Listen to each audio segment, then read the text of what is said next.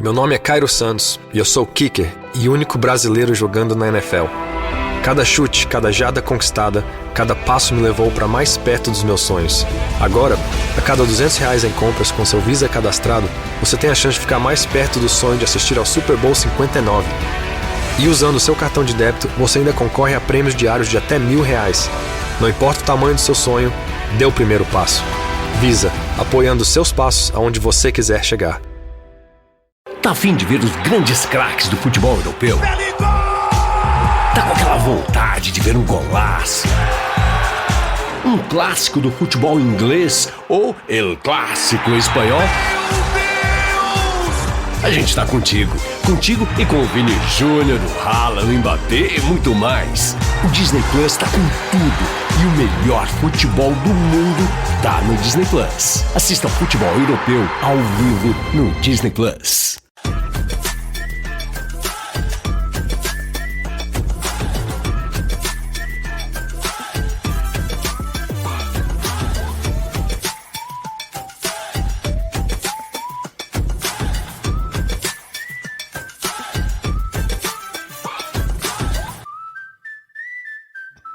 From the field to the film room to the war room, we've got you covered every step of the way as the road to the draft starts right now. Hello and welcome to another episode of the Armchair Scouts. I am your host, Shane Haff, and you can follow me on Twitter at ShaneHaffNFL. I'm joined today by my co-host and fellow draft enthusiast, Dives. Give him a follow on Twitter at Mr. Crockpot. Be sure to check out his podcast, Party on Broad. Dives, how are you doing today? Doing well, man. Let's go. All right. Also joined by his co-host on Party on Broad, Ryan. Give him a follow on Twitter at Philly Sports PSA. Ryan, how are you doing this evening? I'm doing fantastic. Ready to talk about a great week 3 in college football. And last but not least, I'm joined by my co-host on Chalk Talk, Mark Henry Jr. Give him a follow on Twitter at Mark Henry Jr. _. Be sure to check out his Tough Cover radio show every Saturday. Mark, how are you doing? I'm doing great. We're 4 days removed from the end of the Notre Dame football program as we know it. So we're getting farther away from it. I'm becoming an agnostic college football fan who doesn't have a favorite team, and it's a sad transition of my life. Time heals all wounds, Mark. Time heals all wounds. All right. Well, if you are new to the show, unfamiliar with the format, we're going to give you each of us will give you an Eagles target of the week, somebody we think the Eagles could be interested in come the NFL draft. So as you're watching college football, you can keep an eye out for these guys. Then we will make a player of the week prediction before we break down the biggest game of the week. And spoiler alert, this week it's not on a Saturday. But before we get there, let's talk about our top Eagles prospects to watch this weekend.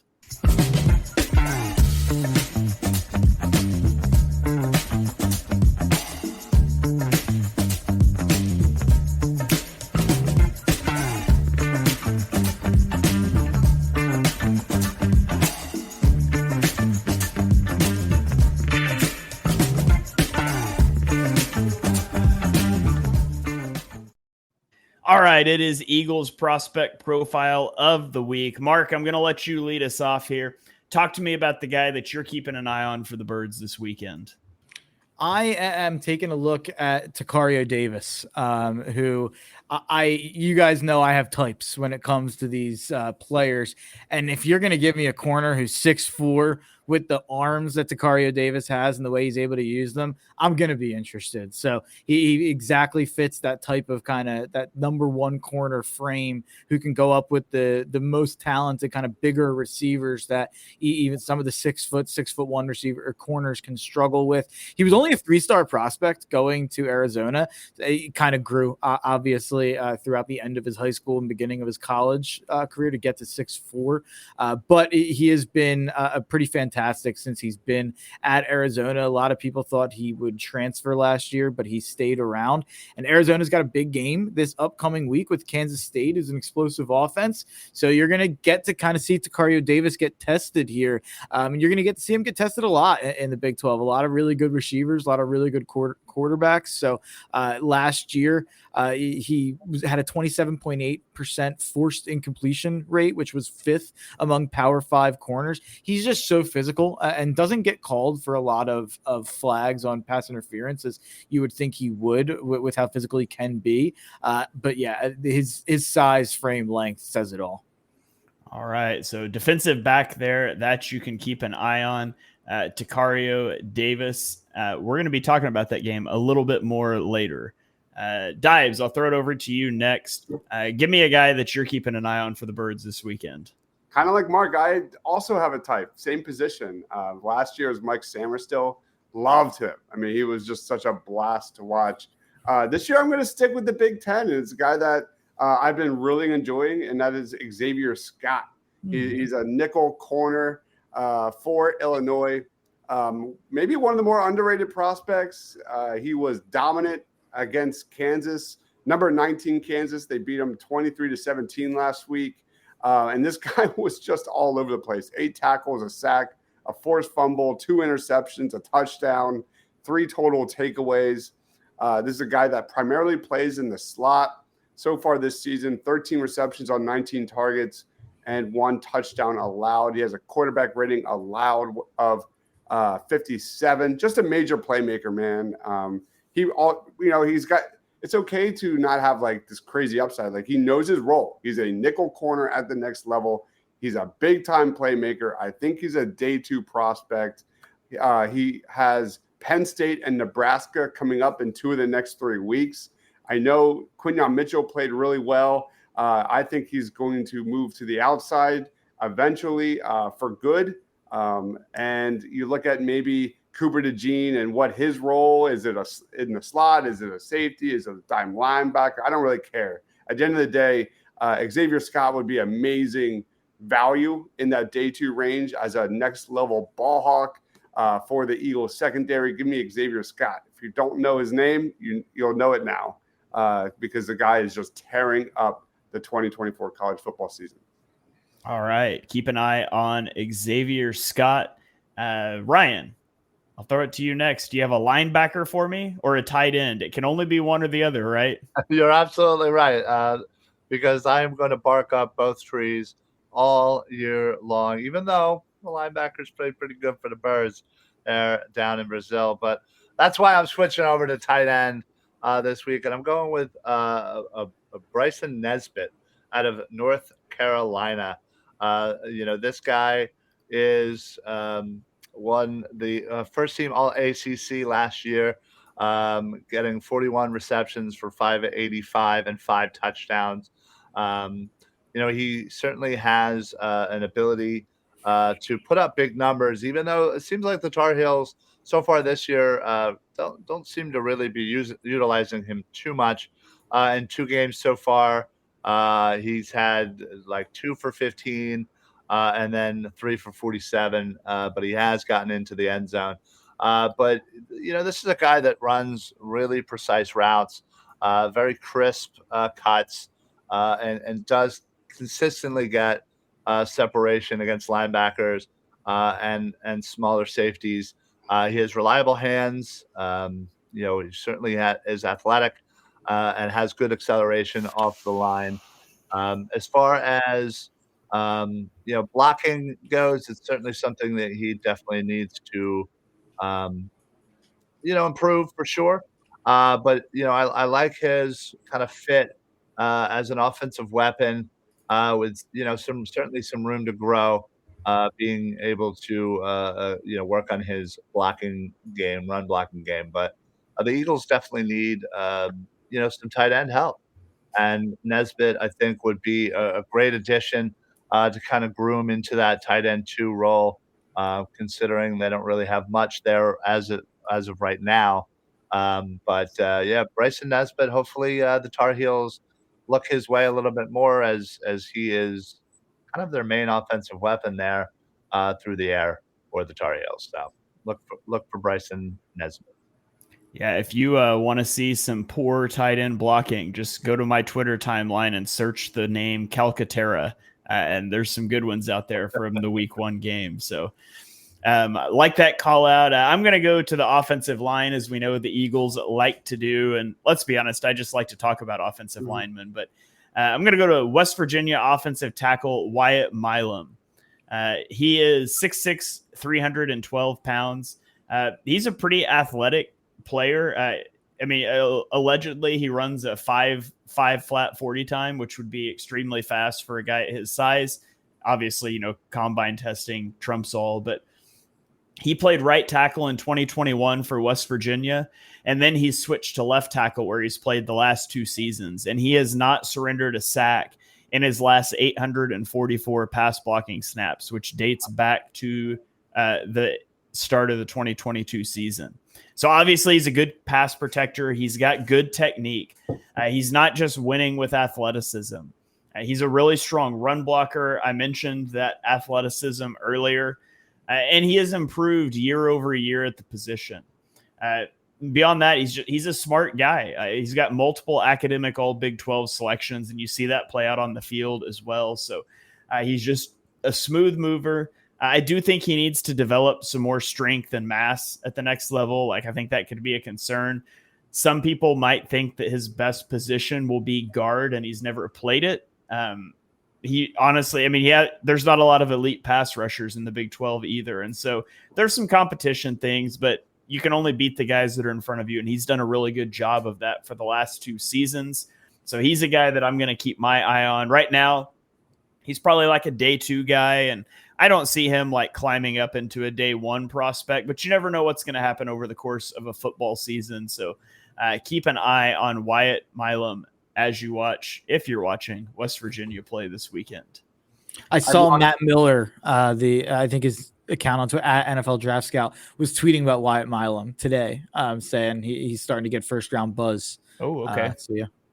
All right. Well, maybe he will edge into the back end of the first. If there's one thing we know, it's that athletic guys that are smooth moving, they tend to move up draft boards. So we'll see. I kind of thought he might end up being seen as a tweener, but we'll see, I guess, as we get closer to the draft. Yep. I mocked him to the birds quite a few times already.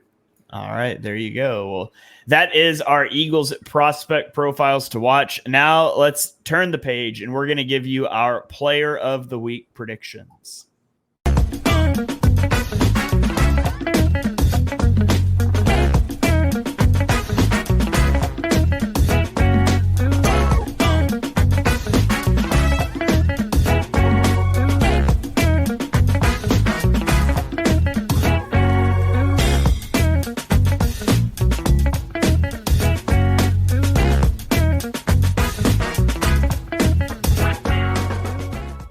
All right, we are going to give you each and every week a player of the week prediction. Think of it as fantasy football with one selection. The rule is that we cannot duplicate selections in a specific week and over the course of the whole season. So we will recap last week first. Dibes took Cam Ward, the quarterback from Miami. He threw for 304 yards and 3 touchdowns and rushed for another touchdown in a 56-9 win over Florida A&M University. We awarded him first place and thus 3 points in our scoring. Second place went to Mark's pick, Nicholas Singleton, running back from Penn State, who had 13 carries for 119 yards and a touchdown. He also had a 14-yard receiving touchdown in a 34-27 win over Bowling Green. Ryan takes third place with quarterback Will Howard out of Ohio State, threw for 292 yards and a touchdown. He had a 6-yard rushing touchdown in a 56-0 win over Western Michigan. And then that means, unfortunately, I got last place this week. My selection was running back Ollie Gordon out of Oklahoma State, who apparently had the flu. So that's always great when you pick a guy and he gets the flu. But he had 17 carries for 49 yards and a touchdown, 2 receptions for 20 yards in a 39-31 double overtime win over Arkansas. A game that my in-laws actually took my son to. He got a picture with Ollie Gordon and got him to sign a football. So that was really cool. I tried to argue he should get first place just for that, but they weren't having it. So that puts us right now through 2 weeks. Dibes is in first place, Ryan in second, Mark's in third, and I am bringing up the rear after picking back-to-back duds at running back. So let's get into our player of the week predictions this week. I'm going to lead us off, and I am not picking a running back because that has not been going well for me. Give me quarterback Caden Slater out of Liberty. He's a dual threat quarterback for Liberty. Last season, he threw for 32 touchdowns and then rushed for 12 more. Through 2 weeks this season, he's only got 2 total touchdowns, and they both came in week 1. This week, they play host to a 0-2 UTEP team, and I think Slater could potentially pile up stats against UTEP. Liberty is favored big in this game. It is a home game. I'm looking for him to snap out of that funk and put up some video game numbers and bring home a player of the week for me. So I've got Caden Slater. Ryan, where are you going for player of the week? Yeah, I'm going to go with a wide receiver, Theo Weiss Jr. Out of Missouri. Certainly everybody knows his counterpart, Luther Burden the third. But, this is a guy that kind of flies under the radar. He kind of had a breakout game against Buffalo last week in a 38-0 victory. He amassed 13 catches, 149 yards. I look for him to get into the end zone here as it seems like Burden seems to get all of the attention. Weiss Jr. certainly can take advantage of that and take all of those targets. So look for them to, continue their winning ways as I don't think Missouri has even let up a single point yet in their season. I think they won both games, shutting out their opponents. So they play Boston College, 24th ranked. So that should be certainly a good matchup. And hopefully Weiss Jr. lights it up once again. All right. So Theo Weiss Jr., former Oklahoma Sooner trader, transferred to Missouri. We won't hold that against him too harshly when it comes to grading. But all right, Dives, who is your player of the week prediction? Yeah, I'm not going with such a deep cut. I'm going with the layup. Give me Jackson Dart, quarterback out of Ole Miss. The guy is just lights out. Has thrown for over 6,300 yards, 43 touchdowns with a 63 completion percentage the last 2 years. He's 6'2". He's a dual threat quarterback, over 1,000 rushing yards and 9 touchdowns on the ground. Mobile, can escape the pocket. He can make accurate throws on the run. He's creative. He's got great arm strength combined with that mobility, man. This guy can run a lot of different things for that Ole Miss offense, from traditional plays in the pocket to rollouts to design runs. I really like his potential at the next level. I see him as a round day 2 kind of guy, kind of similar to like a Desmond Ridder at this point in time. He still needs to show a little more willingness to throw into tight windows. He needs to be a little more comfortable delivering accurate passes to his receivers who are only open by just a step. And his deep ball accuracy isn't the greatest, but I see him in that same tier as well as like a Michael Penix Jr. and a Bo Nix, a guy that could be potentially overdrafted in 2025.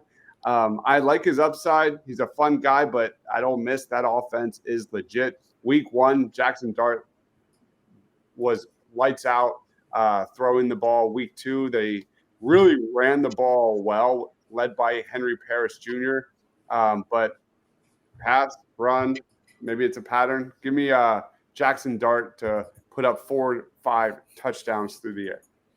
All right. So Jackson Dart is the pick from Dibes. Mark, you're the last guy up here. What do you have for us?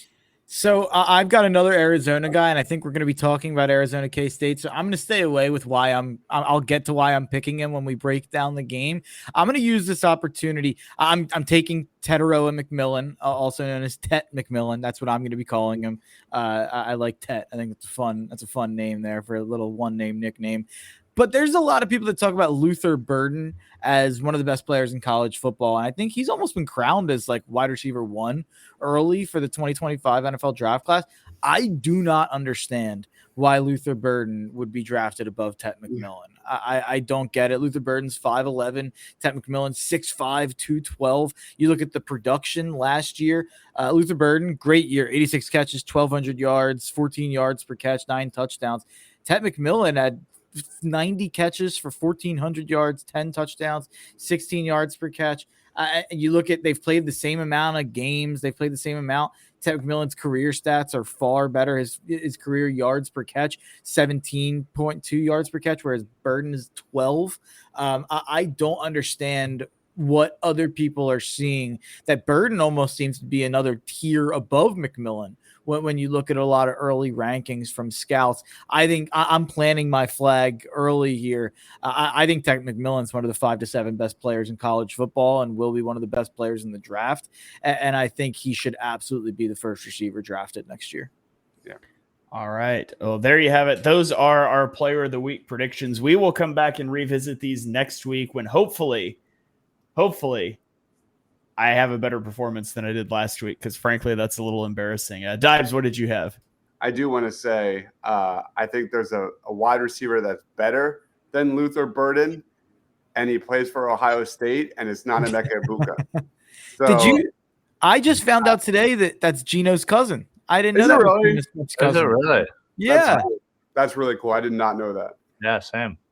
Yeah, he's Jeremiah Smith is who I'm referring to. He's the next Marvin Harrison Jr.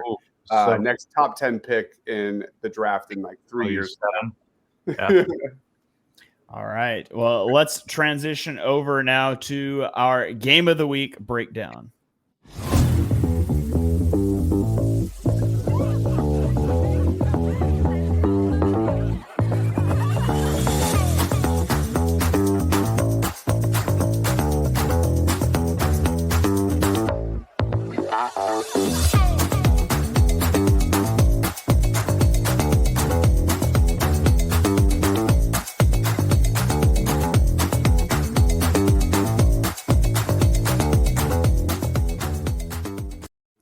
All right, we are on to our game of the week breakdown. Each week, we're going to pick out the best game. We're going to give you the breakdown on it. If you can only watch one game, this is the one to watch. Ignore the fact that the last two have been blowouts. We're going off of rankings here, and there's only one top 25 ranked matchup this week. It is number 20 Arizona at number 14 Kansas State. Kansas State's favored by 7. This game is actually on Friday night at 8 o'clock on Fox. So if you want to watch this one, make sure you're tuned in Friday night. You're going to see the score on Saturday and wonder what happened. I try to live by my life by a couple simple rules, guys. Number 1, never get involved in a land war in Asia. Number 2, never go to a Kansas State game. I went to school with a buddy of mine, and we go to an OU game every season. And we made a rule to never go to Kansas State games after we went in 2012 and the Eagles lost to Kansas State. We went in 2014 and they lost to Kansas State. And I have not been to a Kansas State game since. However, the last game against Kansas State, I was at a party with a watch party with a bunch of guys from church and watched them lose to Kansas State in 2022. So Kansas State is like the Achilles heel. I'm glad OU doesn't play them anymore. They get to host Arizona here. Both teams nationally ranked. Ryan, what's your take on this game? What are you watching for? Yeah, listen, this is certainly a game against, two schools that have kind of started off very strong here. But, I think what the separator between these two is Kansas State's defense is a lot stronger and more consistent than Arizona's. So far, Arizona seems to be a little inconsistent, especially against the run. And when Kansas State, I believe they're ranked 20th nationally with just under 250 rushing yards per game. So I think it really comes down to both teams can put out numbers offensively. I think Arizona has 41.5 so far, whereas Kansas State 37.5. So it's going to come down to the defense, and that's where Kansas State, clearly has the advantage over Arizona. We talk about, the combination of quarterback and wide receiver there with Arizona. As you know, Mark, I'm sure will go into further detail about Tet McMillan, but I'm going to look for this Kansas State defense to be the difference maker in this game. All right. Dibes, thoughts on that, and how do you think this game is going to play out? Yeah, it's Kansas State's a really fun team. I'll let Mark talk about Arizona. You look at Kansas State; they've been a model of consistency. They've won. They've had at least 8 wins in 4 of the last 5 seasons. They've had a lot of change, though. You look at offensive coordinator Colin Klein leaving for Texas A&M this offseason. Your boy Will Howard Ryan went to Ohio State. They lost his top 2 pass catchers. Remember Cooper Beebe? We all loved him in last year's draft for the Eagles. It's been next man up for Kansas State, and offense-wise, they're a great running team, man. They have one of the top 10 running back units in college football. Running backs DJ Giddens and Colorado transfer Dylan Edwards. I remember talking about him a lot last year during some Colorado matchups. They also got a quarterback named Avery Johnson. Avery Johnson is a sophomore. He's a running quarterback, dual threat quarterback, a read option quarterback. His bread and butter is finding creases in defensive fronts, runs play action concepts pretty well. Weaknesses wise, he's not an accurate passer. He's only got a completion percentage of 53.6%. And that's the take. So they're going to want to run the ball on the ground, run it well, and run it often. DJ Giddens is really their workhorse in that backfield. He's a guy that forces a ton of missed tackles. He had 69 forced missed tackles last year. That ranked 10th among all FBS running backs. And he's also a really good blocker. So keep an eye out for DJ Giddens as well. That's what I'm watching. If the Kansas State offense can own time of possession, own the trenches, keep that T-Mac out of the end zone, keep the ball away from Tet McMillan, that's going to be the storyline. Yeah, Kansas State's got a really good rushing attack, as it seems they always do. And Arizona has struggled against the run and to tackle. So if Kansas State can win that battle, maybe they win the war. Mark, you're heavily invested in Arizona this week, and you're player of the your Eagles target, your player of the week prediction. I'm assuming you're picking Arizona. Talk to us about Arizona and what you expect to see. So I like Arizona with the points. The spread's 7.5. I think this should be like probably a 3-point Kansas State spread. I think they should probably be favored by 3. I think these teams are even just about, and obviously Kansas State's at home, so I think they should kind of get the nod for that. But these are both teams that I had going 10-2 in the preseason and competing to make the playoff.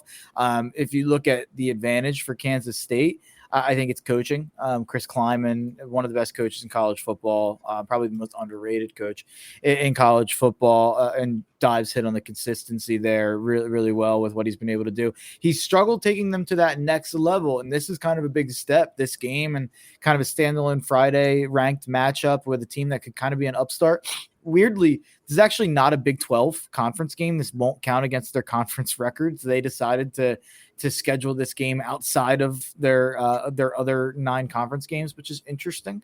So a loss doesn't necessarily kill either one of these teams when it comes to who makes the conference championship. So that's a little interesting wrinkle there. But you look at Kansas State, there's a lot of – they're supposed to have a good defense. They always have a good defense. But you look at that game last week, and Tulane's a good team, so I don't want to kill Kansas State. I just got off a college football pod with Ryan Beef Coyle, who I know Dives knows well. And he's been super high on Avery Johnson all off season. And he's kind of abandoning ship a little bit, and he's a little bit nervous about some K-State stuff. And if you watch that Tulane game last week, it was they didn't really let Avery Johnson air it out in that game, even though it was a 34-27 kind of close game. And you look at what Tulane was able to do offensively. They put up 342 passing yards. They had a running back average 6 yards per carry, and you had 2 receivers over 97 yards. There are serious questions about Arizona's defense. There's questions about Arizona's offensive line, but you look at Tet McMillan out wide and how they struggled with some receivers last week. That's why I picked him to be my player of the week, and you could probably pick him any week, but I think he's going to go nuts, and I don't think they're going to have much to stop him. And if they do, and they decide to devote the double to kind of stopping McMillan, the best part about this Arizona offense is that Noah Fafita is one of the best quarterbacks in the country, so he will be able to get the ball elsewhere if necessary. All right. So there you guys have it. Our preview of the game of the week. Remember, it's on Friday night this week. Don't go looking for it channel surfing on Saturday. You're going to miss it. Dives, any last thoughts on this one? You're holding your hand up there. Yeah, I just want to make it clear. I think Arizona wins. So I'm just putting it Ooh, okay. Yep. I like that. I think it's a toss-up. I really think it's whoever gets the ball last, whoever gets the second ball in overtime. I'll pick Arizona because I'm obviously Mr. Arizona over the last 2 years, but it's a toss-up. I do not like the Kansas State front seven at all. So I think you give that much time to Fifita, and he's going to tear it up. All right. Well, that's gonna about do it here. Anybody have any final thoughts for the college football weekend that you need to get off your chest before we get out of here? Yeah, I think this is a fun one. I'm giving on Saturday. I will not be watching the college football games this week because I'm the best man in a wedding. First time I've ever been best man in a wedding. Has anybody here given a best man speech? Does anyone have any tips for me? Keep it short, keep it sweet, and get people drinking and eating. Nobody wants like a sap story. Nobody wants a long speech. Keep it to the point and get the people to the bar, essentially. The opening line is always, they say you're never supposed to meet your heroes. Well, on July 12th, 2018, Mark met me. And my little brother, who gave my best man speech, did that for my speech. Did that exact line about me meeting him when he was born. So, my one line, my opening line, well, one of the opening lines was, and it killed, was I said my friend to the bride, put your hand on the table. And then I said to my best friend, put your hand on the table. And I said, that is the first and last time you'll ever have the upper hand ever again. That's funny. Nice. Ryan, you got any pointers for Mark's best man speech there? No, yeah. Just, I don't know. It's just keep it funny. Just tell some jokes, maybe a little something embarrassing. But yeah, keep it short because everybody just wants to eat and drink real quick. Exactly. So, I've never been a best man. I've done a fair amount of weddings. I've officiated a fair amount of them, but I've never been a best man. So if you're ever officiating a wedding, I can give you some pointers there. I do have one note. I think someone, I'm not sure who it was, had said this was the only top 25 matchup. Theoretically, Boston College plays Missouri. Boston College is 24th and Missouri is 6th. So I must have missed that one. Yeah, well, again, Boston College just kind of snuck in there, and again, maybe depending on what ranking you're looking at. So, okay. But anyway, thought I'd Mizzou's a pretty big favorite there. Yeah, absolutely. Mizzou should trounce them. So. Yeah, that's how it's listed on the schedule I was looking at. I just scrolled right past it. There's a lot of games. Well, yeah. This is just me vamping here, but it's a shame because I came into the year so high on Missouri, and I picked Missouri to make the playoff. And now that I've planted my flag as a Tet McMillan guy and an anti-Luther Burden guy, I have an anti-Luther Burden agenda now, and that's sad. Sure do. You sure do. All right. Well, that's going to do it for this week's episode of the Armchair Scouts. Thank you guys for tuning in. If you enjoyed the show, be sure you hit that subscribe button so you get all the shows on the Eagles Pinpool Network feed. We've got 6 long-form shows a week, as well as a daily morning show that'll be a 5 to 10 minute quick hitter. So be sure you're checking out all of those. Ratings and reviews are really appreciated to help us get this podcast out there to more people. You can check us out on Twitter. I'm at Shane Half NFL. Dibes is at Mr. Crockpot. Ryan is at Philly Sports PSA. Mark is at Mark Henry Jr. And we will catch you guys next time for another episode of the Armchair Scouts.